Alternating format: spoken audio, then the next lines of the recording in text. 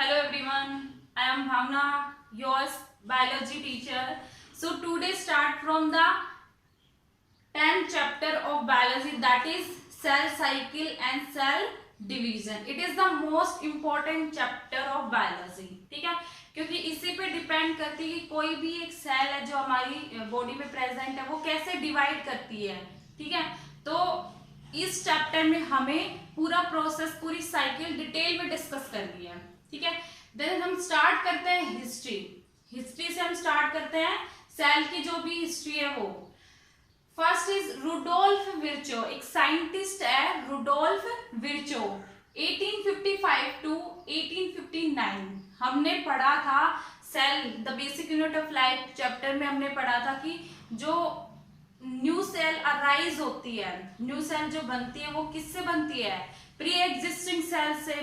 ठीक है, मतलब जो पहले वाली ओल्ड जो सेल है वही डिवाइड करके क्या नई सेल फॉर्म्ड करेगी. तो ये साइंटिस्ट ने यही सेल थ्योरी में बताया था. ठीक है, सेकंड साइंटिस्ट है आपका स्ट्रेसबर्गर 1873.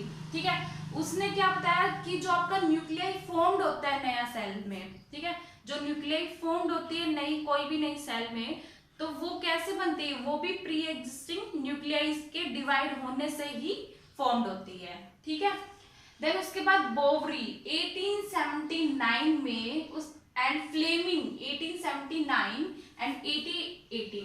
तो इन दोनों साइंटिस्ट ने क्या दिया था? सोमैटिक सेल डिवीजन, कि सेल कैसे डिवाइड करती है, कैसे रेप्लिकेट करती है. ठीक है, और फ्लेमिंग ने 1882 में क्या डिफाइन किया था?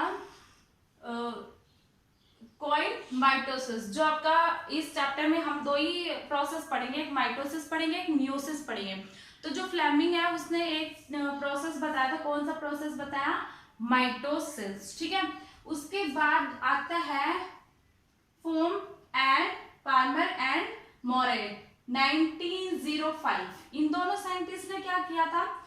Chromosome number is reduced to half in gametes as compare to their parents cell, जो कि मियोसिस प्रोसेस में होता है. उसमें क्या होता है कि जो पेरेंट सेल से जो गैमेट्स फॉर्म्ड होते हैं, ठीक है, पेरेंट सेल से गैमेट फॉर्म्ड होते हैं, उनमें जो क्रोमोसोम नंबर है वो क्या हो जाएंगे? रिड्यूस होकर हाफ हो जाएंगे.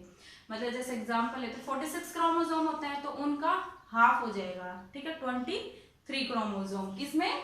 गैमेट्स में. ये दिया था आपका फार्मर एंड मोरे ने. ठीक है, देन उसके बाद हम स्टार्ट करते हैं सेल साइकिल. सेल साइकिल क्या होता है? बेसिक उसकी डेफिनेशन कैसे डिस्क्राइब करेंगे? Cell cycle is the sequence, मतलब पूरा प्रोसेस कैसे चलेगा? सीक्वेंस में चलेगा. Is the sequence of events by which a cell duplicates the its genome. कि जो सेल डिवाइड होगी सबसे पहले वो क्या करेगी? अपने जीन को, अपने जीनोम को क्या करेगी? डुप्लीकेट करेगी. ठीक है, एंड उसके बाद डुप्लीकेट करने के बाद उसको सिंथेसाइज करेगी. ठीक है, सिंथेसाइज करेगी. The other constituent of the cells and eventually divide into two daughter cells. और जो भी अदर कॉन्स्टिट्यूएंट प्रेजेंट है सेल में वो भी क्या हो जाएंगे? सिंथेसाइज हो जाएंगे. मतलब उनका अमाउंट क्या हो जाएगा? बढ़ जाएगा. ठीक है, और उसके बाद क्या हो जाएगा? सेल क्या कर जाएगी? डिवाइड कर जाएगी. किसमें? टू डॉटर सेल में. ठीक है, देन उसके बाद आता है various phases of cell cycle are controlled by. जो अब सेल जो साइकिल है, सेल साइकिल में काफी फेजेस इंक्लूड होंगे. तो जो भी फेज है वो किसके कंट्रोल में है? वो कंट्रोल किए जाते हैं प्रोटीन साइक्लिन्स. एक प्रोटीन होता है, कौन सा? साइक्लिन्स. ठीक है, and cyclin dependent protein kinase CDKS. ठीक है, साइक्लिन डिपेंडेंट प्रोटीन काइनेज. ये प्रोटीन होते हैं जो क्या करते हैं? जो सेल साइकिल के फेज होते हैं उनको कंट्रोल करते हैं. ठीक है, देन उसके बाद नॉर्मल सी चीजें हैं जैसे कि average duration of 24 hours in the cell cycle of divide human cell. एक पर्टिकुलर ह्यूमन सेल को अगर एक सेल है वो डिवाइड कितनी टाइम में करती है? 24 आवर्स. ठीक है, उसका एवरेज ड्यूरेशन का क्या होगा? कितने आवर का होगा? 24 आवर का, एक साइकिल कंप्लीट होगी 24 आवर एक सेल को डिवाइड करने में, किसमें, ह्यूमन में, ठीक है। देन उसके बाद ईस्ट, अगर ईस्ट की बात करते हैं तो उसमें होता है आपका टाइमिंग 19 मिनट, 19 मिनट, ठीक है, 90 मिनट, ठीक है। तो जो आपका ये डिपेंड कर रहा है कि 24 आवर है 90 मिनट है, ये किस पे डिपेंड करता है, ये डिपेंड करता है सेल की टाइप, कि वो किस टाइप की सेल है, वो सेल की टाइप पे डिपेंड करता है, ठीक है।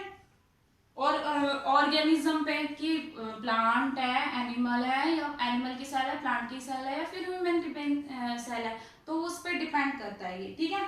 देन उसके बाद आता है फेजेस ऑफ सेल साइकिल, कितने फेजेस इंक्लूड होते हैं पूरी सेल साइकिल को कंप्लीट करने में, ठीक है। तो 2 फेजेस में आपकी सेल साइकिल कंप्लीट होती है, जिसमें फर्स्ट फेज आता है interphase, first phase that is interphase. Interphase क्या होता है, लॉन्ग, काफी बड़ा होता है phase, long non dividing growing phase, मतलब लॉन्ग तो होता है बट इसमें सेल डिवाइड नहीं होती, ठीक है। And then second phase is M phase, M phase that is mitosis phase, ठीक है, M phase is mitosis phase. Then हम स्टार्ट करते हैं first phase that is interphase. Interphase में हम अब हमने डिस्कस तो कर ही लिया है कि जो इंटरफेज होता है वो लॉन्ग होता है, मतलब काफी लंबा होता है, बट वो कैसा होगा, नॉन डिवाइडिंग होगा, मतलब उसमें सेल सिर्फ अपने आप को प्रिपेयर करेगी, प्रिपेयर किस लिए करेगी, डिवाइड करने के लिए, ठीक है, सिर्फ प्रिपेयर करेगी अपने आप को डिवाइड करने के लिए। तो मैं अभी आपकी साइकिल बना रही हूँ, ठीक है। साइकिल जैसे कि आपका पूरा फेज जैसे कितने में ये कंप्लीट होगी, ये जैसे साइकिल आपकी, ठीक है। देन उसके बाद कितने फेज बताए मैंने, अभी डिस्कस कर लेते हैं, ठीक है। ये हम एक एक फेज अच्छे से एक्सप्लेन करेंगे, ठीक है। G2, ये आपका S फेज, ये आपका G1, ठीक है, और इस फेज को हम बोलते हैं M phase, that is M phase. M phase में आप डिवाइड कर दो, M फेज में क्या क्या होता है आपका, 5 में डिवाइड होगी, ठीक है। इसमें आपका प्रोफेज, ठीक है, प्रोफेज होगा, कौन कौन से फेज होंगे एम फेज में, प्रोफेज, एनाफेज, ठीक है, प्रोफेज, एनाफेज, सॉरी, जो प्रोफेज के बाद आपका second phase that is metaphase, ठीक है, प्रोफेज, मेटाफेज, एनाफेज, उसके बाद आपका आता है टीलोफेज, टीलोफेज, एंड लास्ट में साइटोकाइनेसिस, साइटोकाइनेसिस। तो अभी हमने बोला था कि सेल साइकिल 2 फेज में कंप्लीट होता है, एक तो आपका एम फेज होता है, एक होता है इंटरफेज। तो एम फेज तो आपका यहां से लेके सिर्फ यहां तक है, बाकी का यहां से लेके यहां तक का आपका क्या है, इंटरफेज। अभी बात हुई थी कि सबसे लॉन्गेस्ट फेज है, ठीक है, लॉन्गेस्ट फेज है। तो आपका एस फेज को हम बोलते हैं synthesis phase, S phase is synthesis phase, ठीक है। और जो आपका G1 फेज है वो है आपका first growth phase, first growth phase, and जो आपका G2 है वो है आपका सेकंड ग्रोथ फेज, ठीक है। इसमें क्या होगी, ग्रोथ होगी, ग्रोथ फेज, ठीक है। तो ये आपकी साइकिल है जिसमें 2 फेज है, M phase and interphase. अब हम इसको अच्छे से एक्सप्लेन करेंगे, ठीक है, एक्सप्लेन इन द सेंस कि एक एक फेज को हम डिटेल में डिस्कस करेंगे। तो आपका फर्स्ट फेज जो आता है वो है इंटरफेज, इंटरफेज, इंटरफेज में क्या क्या होता है आपका, बेसिकली जो आपका इंटरफेज होता है काफी लॉन्ग होता है, इसलिए हम इसको बोल देते हैं रेस्टिंग फेज। इंटरफेज बोल सकते हैं या फिर इसको हम बोल सकते हैं रेस्टिंग फेज। ठीक है, रेस्टिंग फेज। इसमें क्या होता है, सेल अपने आप को प्रिपेयर करती है। ठीक है, प्रिपेयर करती है किसके लिए, डिवाइड करने के लिए। ठीक है, इस पूरे ये जो पूरा इंटरफेज है इसमें सेल अपने आप को सिर्फ क्या करती है, प्रिपेयर करते, प्रिपेयर फॉर डिवीजन। बाकी इसमें क्या क्या होगा, सेल की ग्रोथ होगी।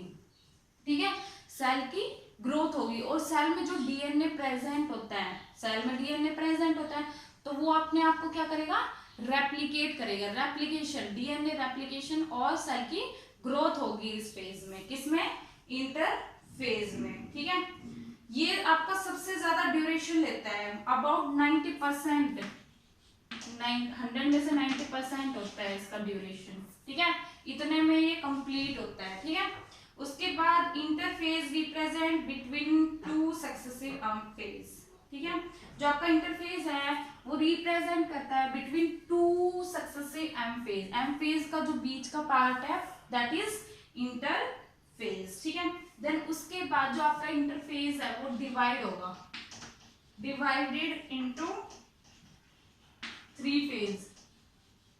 ठीक है, divided into 3 phase. 3 phase means आपका फर्स्ट आता है G1, second is S and last one is G2। तो ये 3 फेज में ये जो आपका इंटरफेज है वो कंप्लीट होता है। ठीक है,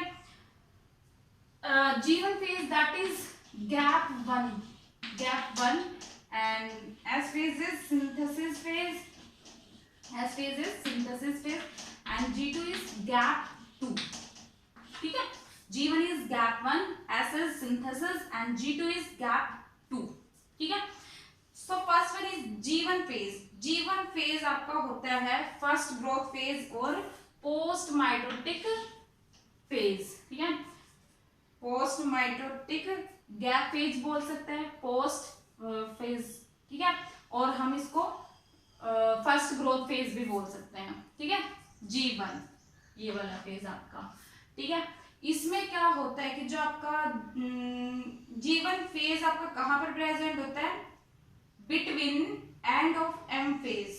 ठीक है, एम फेज कहां पर, प्रीवियस सेल साइकिल, मतलब जो पहले वाली सेल साइकिल है वो। ठीक है, बेसिकली G1 फेज में क्या होता है, सेल बिकम्स मेटाबॉलिक एक्टिवली।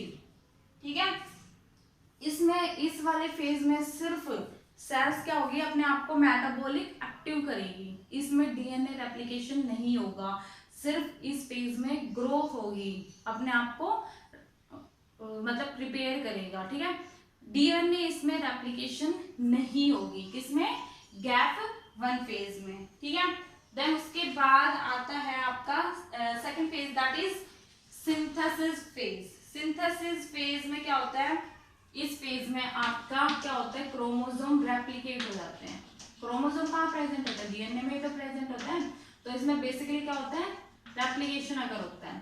ठीक है, डीएनए रेप्लिकेशन होगा। ठीक है, रेप्लिकेशन मींस जो आपका जैसे अगर सेल्स आपकी 2C टू 4C हो जाएगी, मतलब क्रोमोसोम अगर ये है, अगर 1C है तो 2C में। ठीक है, इसमें कन्वर्ट हो जाएगा, क्रोमोसोम का रेप्लिकेशन हो जाएगा। ठीक है, बेसिकली जो आपका एनिमल सेल में है, जो आपका एस फेज है वो क्या करता है, डीएनए रेप्लिकेशन किस में होता है, न्यूक्लियस में। ठीक है, न्यूक्लियस में होने के बाद जो सेंट्रियोल है आपका, सेंट्रियोल कहाँ प्रेजेंट होता है न्यूक्लियस में, वो डुप्लीकेट्स हो जाता है कहाँ पर, साइटोप्लाज्म में। Centriole duplicate in cytoplasm. ठीक है, उसके बाद आपका आता है G2 phase. G2 phase that is second growth phase, या फिर उसको हम बोलते हैं गैप 2 फेज। इसमें क्या होगा, जो आपका यहाँ पर क्या हो रहा था, क्रोमोसोम क्या हो रहा था, सिंथेसाइज हो रहा था। ठीक है, क्रोमोसोम रेप्लिकेशन, डीएनए रेप्लिकेशन हो रहा था। यहाँ पर आकर गैप 2 में आकर वो क्या हो जाएगा, डीएनए रेप्लिकेशन क्या हो जाएगी, स्टॉप हो जाएगी। DNA replication stop.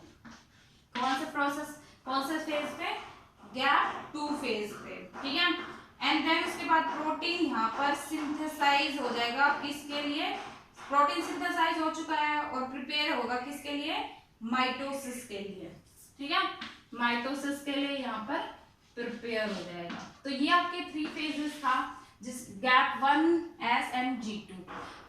G1 phase आपका फर्स्ट ग्रोथ फेज होता है, जिसमें क्या होता है, सिर्फ सेल अपने आप को मेटाबॉलिक एक्टिव करती है, सिर्फ उसकी ग्रोथ होती है, डीएनए रेप्लिकेशन उसमें नहीं होता। Then second phase S phase, synthesis phase उसको इसलिए बोलते हैं क्योंकि उसमें डीएनए रेप्लिकेशन होता है, डीएनए सिंथेसाइज होता है, ठीक है। देन उसके बाद G2 phase, second growth phase में क्या हो जाता है, जो डीएनए रेप्लिकेशन हो रहा है वो स्टॉप हो जाता है यहाँ पर आकर, और क्या हो जाता है, आपका सेल प्रिपेयर हो जाते हैं किसके लिए, माइटोसिस प्रोसेस के लिए, ठीक है। देन उसके बाद एक स्टेज आती है जिसको हम बोलते हैं क्यूसेंट स्टेज, क्यूसेंट स्टेज, जिसको हम डिनोट करते हैं G0, ठीक है। कई बार क्या होता है, कुछ सेल ऐसी होती है कि जो कि डिवाइड नहीं हो पाती, ओकेजनली वो डिवाइड नहीं हो पाती, और क्या हो जाती है, उसकी डेथ हो जाती है, ठीक है। और वो कहाँ पर रह जाती है, G1 फेज पे ही रह जाती है, यही रह जाती है, आगे आगे वो जाती ही नहीं है, ठीक है। तो उसको, उस स्टेज को हम बोलते हैं क्यूसेंट स्टेज, G0 से उसको हम डिनोट करते हैं, ठीक है। उसके बाद आता है आपका, ये हो गया आपका इंटरफेज, लॉन्गेस्ट फेज है, ठीक है। उसके बाद आपका सेकंड फेज आता है, दैट इज एम फेज, ठीक है। एम फेज क्या होता है आपका, देखो एम फेज को हम बोलते हैं माइटोटिक फेज, सबसे ज्यादा ड्रामेटिक पीरियड होता है ये सेल साइकिल का, ठीक है, मतलब सबसे ज्यादा चेंजेस होते हैं किसमें, एम फेज में, ठीक है। Number of chromosome in the parents and progeny cell is the same. ये जो आपका एम फेज होता है बेसिकली कैसा होता है, इसमें इक्वेशनल डिवीजन होता है, equational division, equational division means कि जो आपका पेरेंट्स का जो क्रोमोसोम नंबर था वो सेम रहेंगे, जो प्रोजेनी प्रोड्यूस होगी ना आपका डिवीजन के बाद वो सेम होगी, इतने ही क्रोमोसोम नंबर पे, ठीक है। तो इसको हम बोलते हैं इसलिए इक्वेशनल डिवीजन।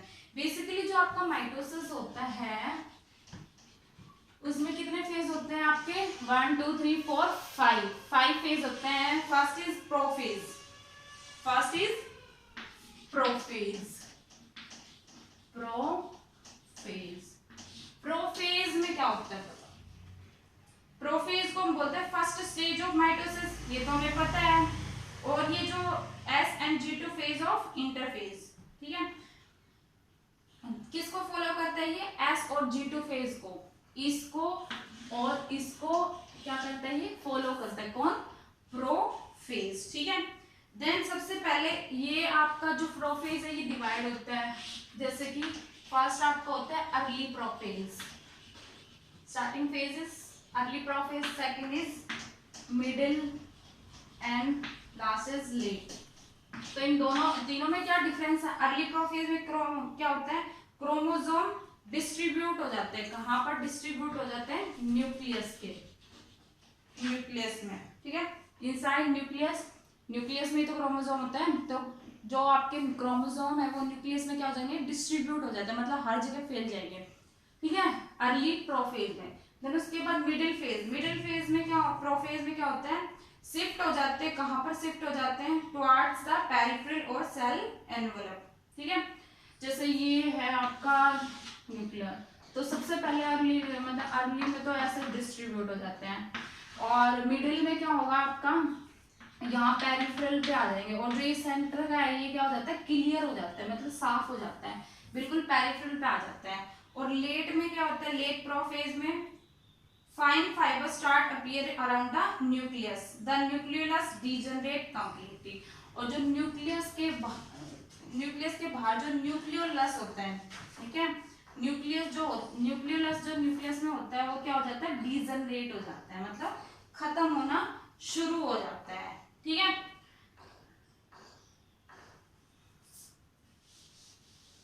तो ये था आपका first phase, that is prophase. Prophase का डायग्राम क्या होगा आपका, जैसे प्रोफेज में हम लेते हैं ये जैसे हमने बनाई सेल, ठीक है। सबसे पहले ये आपका न्यूक्लियस हो गया। तो अर्ली प्रोफेज में जैसे क्रोमोसोम आपके देखे होंगे 10 स्टैंडर्ड होते हैं, ये जैसे, ठीक है। तो ये है आप अर्ली प्रोफेज में क्या होगा, ठीक है। अर्ली प्रोफेज में क्रोमोसोम का जो सेंटर होता है उसको हम बोलते हैं सेंट्रोमियर। ये आपके क्रोमोसोम, क्रोमोसोम के बीच का पार्ट होता है सेंट्रोमियर, ठीक है। और न्यूक्लियस क्या होता है आपका, ये रिप्रेजेंट होता है न्यूक्लियस। तो जो आप, ठीक है, अर्ली प्रोफेज का डायग्राम है। देन उसके बाद मिडिल में क्या होगा, ये जो क्रोमोसोम है ये बिल्कुल पैरेलल डाल जाते हैं ऐसे ऐसे, ठीक है, बिल्कुल ऐसे आ जाते हैं। न्यूक्लियर मेम्ब्रेन जो होती है इसमें, बेसिकली ये न्यूक्लियस की मेम्ब्रेन है, तो ये ऐसे डिसअपियर होनी शुरू हो जाती है, डिसअपियर होनी शुरू हो जाती है। ये आपका मिडिल प्रोफेज हुआ, ठीक है। मिडिल प्रोफेज में क्या होता है, क्रोमोसोम पेरिफेरल पे आ जाते हैं और जो न्यूक्लियर मेम्ब्रेन होती है वो डिसअपियर होनी शुरू हो जाती है। देन उसके बाद है लेट प्रोफेज। लेट प्रोफेज में क्या होता है कि जो क्रोमोसोम है वो बिल्कुल सेपरेट हो जाते हैं और जो न्यूक्लियस है वो डिसअपियर होना शुरू हो जाता है, ठीक है। तो ये डायग्राम आपका, ये क्या है आपका, जैसे इधर एक स्ट्रक्चर होता है जिसको हम बोलते हैं एस्टर, एस्टर बोलते हैं इसको, ठीक है। तो एस्टर से ही कनेक्ट होते हैं क्रोमोसोम।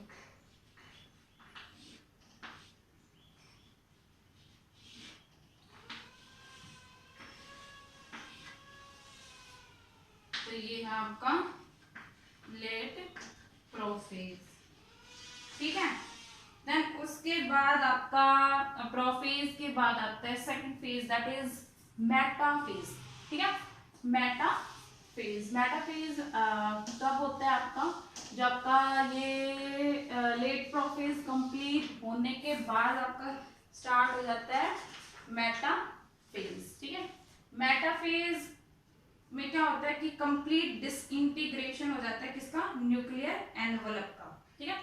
न्यूक्लियर एनवलप का कंप्लीट डिसइंटीग्रेशन शुरू हो जाता है, स्टार्ट हो जाता है। डायग्राम आपका जैसे ये देखो, मेटाफेज का डायग्राम, ठीक है। ये आपका स्टेप हो गया जिससे वो कनेक्ट होंगे यहाँ,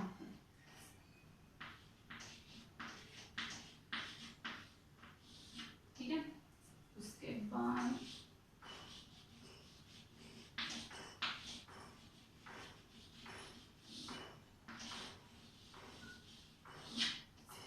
ठीक है, ये आपका इक्वेशनल प्लेट फॉर्म करेगा इसमें,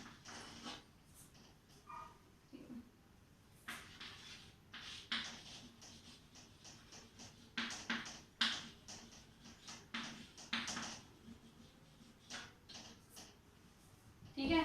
तो ये आपका डायग्राम है मेटाफेज का। तो मेटाफेज में क्या होगा, सबसे पहले कंप्लीट डिसइंटीग्रेशन हो जाता है किसका, न्यूक्लियर एनवलप का, ठीक है। और स्टार्ट हो जाता है आपका सेकंड फेज ऑफ माइटोसिस, ठीक है। सेकंड फेज स्टार्ट हो जाता है।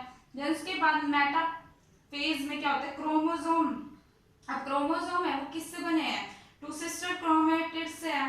ये आपको इसको बोलते हैं हम सिस्टर क्रोमेटिड्स, और ये हेल्ड है, किससे हेल्ड है, सेंट्रोमियर, जो बिल्कुल जो सेंटर में प्रेजेंट होता है, इस पार्ट को हम बोलते हैं सेंट्रोमियर। तो जो आपके सिस्टर क्रोमेटिड्स है, 4 सिस्टर क्रोमेटिड्स है, वो किससे कनेक्टेड है, हेल्ड है सेंट्रोमियर से, ठीक है। देन उसके बाद डिस्क शेप्ड स्ट्रक्चर होता है कहां पर, at the surface of centromere, called kinetochore, ठीक है। जैसे ये क्रोमोसोम का मैं डायग्राम बनाती हूँ, ये वाला पार्ट होता है आपका सेंट्रोमियर, ये होता है क्रोमेटिड, फिर ठीक है, और यहाँ पर डिस्क शेप में स्ट्रक्चर होता है सेंट्रोमियर पर, जिसको हम बोलते हैं काइनेटोकोर्स।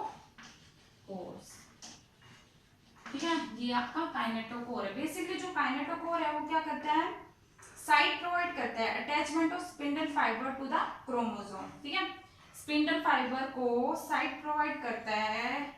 ठीक है, spindle attachment of spindle fibre to the chromosome. ठीक है, देन उसके बाद जो आपका plane of alignment of the chromosome at metaphase, ये जो प्लेन क्रिएट हो रहा है इस पे, ठीक है, ये प्लेट के फॉर्म में हो रहा है।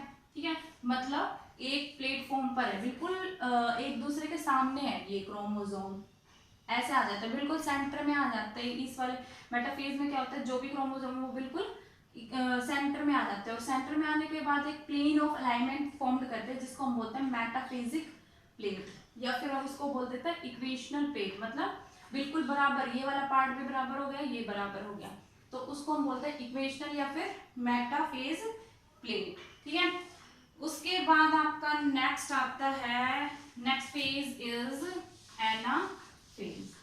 Next phase that is anaphase. Anaphase में क्या होता है, क्रोमोसोम जो कि मेटाफेज प्लेट पर अरेंज है, हमें पता है, वो क्या हो जाता है, स्प्लिट हो जाते हैं। ठीक है, स्प्लिट हो जाते हैं, and the two daughter chromosome now refer to as chromosome of future daughter nuclear. Diagram में देखो आप कैसे स्प्लिट होते हैं।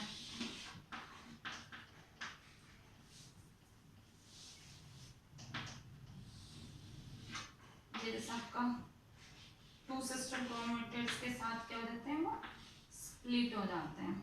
मतलब दो फोर थी ना भी, इसमें फोर सिस्टर क्रोमेटिड्स थे,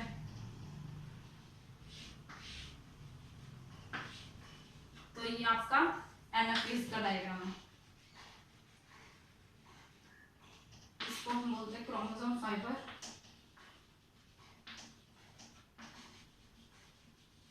ठीक है, क्रोमोसोम फाइबर, इंटरजोनल फाइबर, ये जो बीच के फाइबर हैं जो इन दोनों को कनेक्ट कर रहे हैं, इंटरजोनल फाइबर। और ये जैसा आपका बिल्कुल कनेक्ट है, इसको हम बोलते हैं कनेक्टिनियस फाइबर। ठीक है, तो ये आपका डायग्राम एनाफेज का। तो एनाफेज में सबसे पहले क्या होता है, जो मेटाफेज में क्रोमोसोम है वो स्प्लिट आउट हो जाते हैं।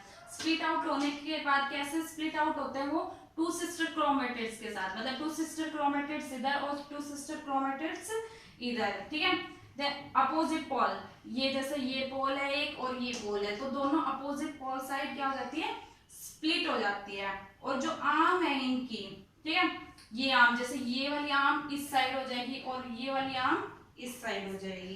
ठीक है, बेसिकली इसमें यही होता है कि जो क्रोमोसोम है वो स्प्लिट आउट हो जाते हैं। कहां से, इक्वेटोरियल प्लेट से। ठीक है, देन उसके बाद आता है आपका सेकंड, उसके बाद एनाफेज के बाद आता है आपका टीलोफेज। टीलोफेज में क्या होता है, जो आपके क्रोमोसोम है, देखो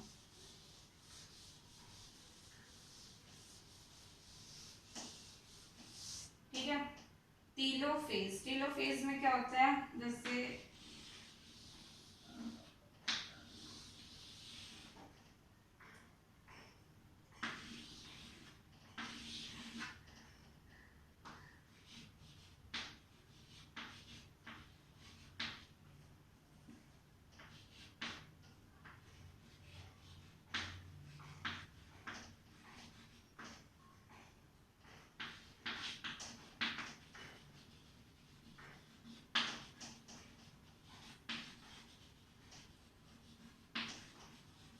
जो एस्ट्रल फाइबर है जो कि क्रोमोसोम को क्या कर रहे थे, कनेक्ट कर रहे थे, वो इस टीलोफेज में क्या हो जाते हैं, डिसअपियर होना शुरू हो जाते हैं। ठीक है, देन उसके बाद जो स्पिंडल फाइबर थे, स्पिंडल फाइबर वो भी क्या हो जाते हैं, स्पिंडल डिसअपियर।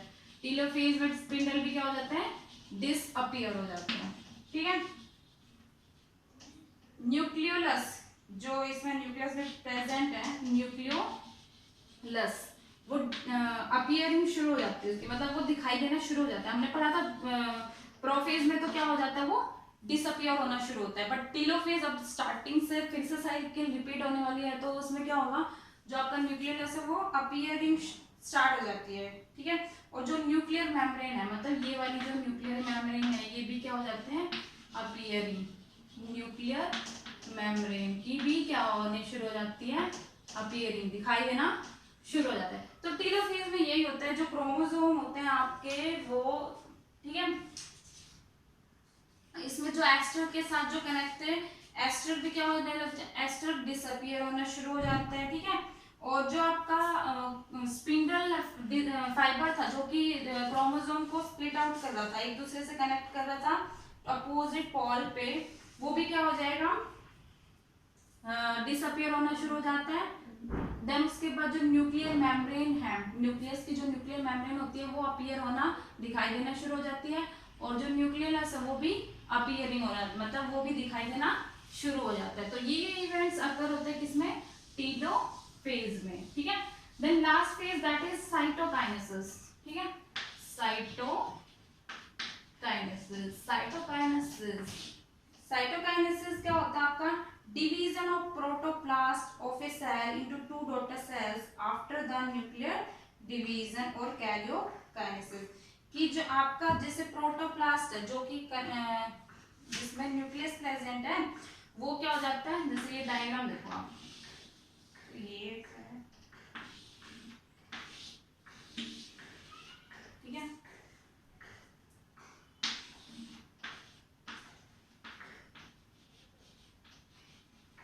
न्यूक्लियस जैसे इस सेल का न्यूक्लियस, इसका इसका, ठीक है,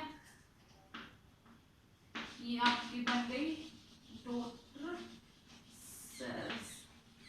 तो जो आपका साइटोकाइनेसिस प्रोसेस है, उसमें बेसिकली क्या होता है, जो आपका टेलोफेज में जो सेल थी, वो उसका जो प्रोटोप्लाज्म था, वो प्रोटोप्लाज्म क्या हो जाता है, डिवाइड हो जाता है। डिवाइड होने के बाद कितनी डॉटर सेल्स फॉर्म करता है, 2 डॉटर सेल्स फॉर्म करता है, और इस प्रोसेस को ही हम बोलते हैं साइटोकाइनेसिस, ठीक है, जिसमें एक प्रोटोप्लाज्म डिवाइड होकर क्या फॉर्म कर रहा है, 2 daughter cells after the cell division, cell division के बाद, सेल डिवीजन, और उसको हम बोल सकते हैं कैरियोकाइनेसिस, ठीक है। तो ये था आपका साइटोकाइनेसिस, ठीक है। उसके बाद ये आपका पूरा प्रोसेस खत्म होता है, कौन सा, माइटोसिस, ठीक है। बाकी अगर हम सिग्निफिकेंस की बात करें तो क्या क्या सिग्निफिकेंस अकर हुए हैं इसमें, माइटोसिस में। जो आपका फर्स्ट सिग्निफिकेंस अगर हम दे सकते हैं तो वो होगा आपका कि जो आपका डिवीजन अकर हुआ है, बेसिकली वो पेरेंट्स से क्या फॉर्म है, 2 डॉटर सेल्स फॉर्म हुई है, और क्रोमोसोम सेम है, मींस क्या हुआ है, उसमें इक्वेशनल डिवीजन हुआ है, ठीक है, इक्वेशनल डिवीजन हुआ है। देन उसके बाद जो आपकी पेरेंट थी वो भी क्या थी, डिप्लॉयड सेल थी, और उससे फॉर्म्ड भी क्या हुआ है, डिप्लॉयड डॉटर सेल्स फॉर्म्ड हुई है। तो ये इसके सिग्निफिकेंस है, ठीक है। और जो आर्म है इनकी, ठीक है, ये आर्म, जैसे ये वाली आर्म इस साइड हो जाएगी और ये वाली आर्म इस साइड हो जाएगी, ठीक है। बेसिकली इसमें यही होता है कि जो क्रोमोसोम है वो स्प्लिट आउट हो जाता है, कहां से, इक्वेटोरियल प्लेट से, ठीक है। देन उसके बाद आता है आपका सेकंड, उसके बाद एनाफेज के बाद आता है आपका टेलोफेज। टेलोफेज में क्या होता है, जो आपके क्रोमोसोम है, देखो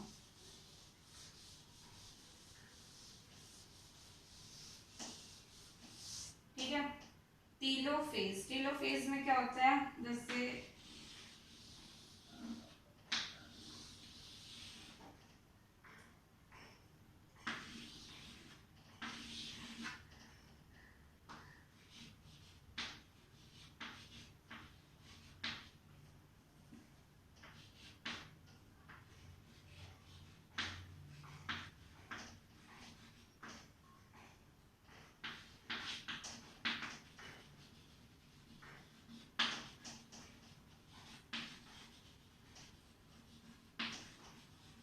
जो एस्ट्रल फाइबर है, जो कि क्रोमोसोम को क्या कर रहे थे, कनेक्ट कर रहे थे, वो इस टेलोफेज में क्या हो जाते हैं, डिसअपियर होना शुरू हो जाते हैं, ठीक है।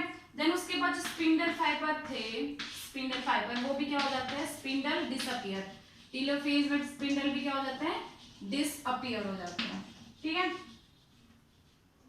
न्यूक्लियोलस, जो इसमें न्यूक्लियस में प्रेजेंट है, न्यूक्लियोलस, वो अपीयरिंग शुरू हो जाती है उसकी, मतलब वो दिखाई देना शुरू हो जाता है। हमने पढ़ा था प्रोफेज में तो क्या हो जाता है, वो डिसअपियर होना शुरू होता है। बट टीलोफेज अब स्टार्टिंग से फिर से साइकिल रिपीट होने वाली है, तो उसमें क्या होगा, जो आपका न्यूक्लियस है वो अपीयरिंग स्टार्ट हो जाती है, ठीक है। और जो न्यूक्लियर मेम्ब्रेन है, मतलब ये वाली जो न्यूक्लियर मेम्ब्रेन है, ये भी क्या हो जाते हैं, अपीयरिंग।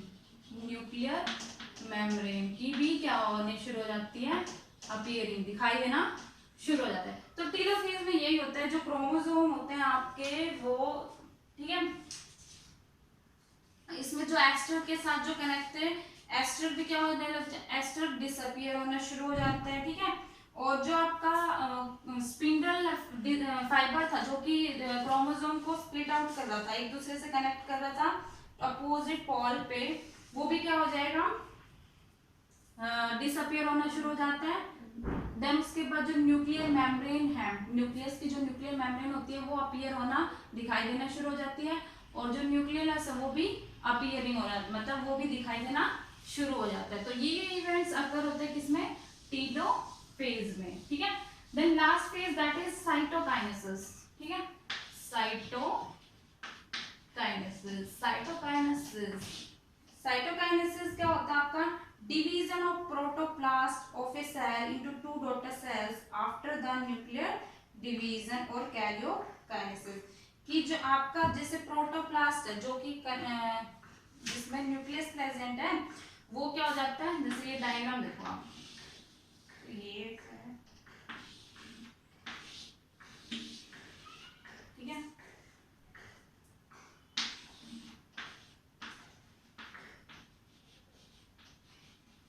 न्यूक्लियस जैसे इस सेल का न्यूक्लियस, इसका इसका, ठीक है, ये आपकी बन गई डॉटर सेल्स। तो जो आपका साइटोकाइनेसिस प्रोसेस है, उसमें बेसिकली क्या होता है, जो आपका टेलोफेज में जो सेल थी, वो उसका जो प्रोटोप्लाज्म था, वो प्रोटोप्लाज्म क्या हो जाता है, डिवाइड हो जाता है।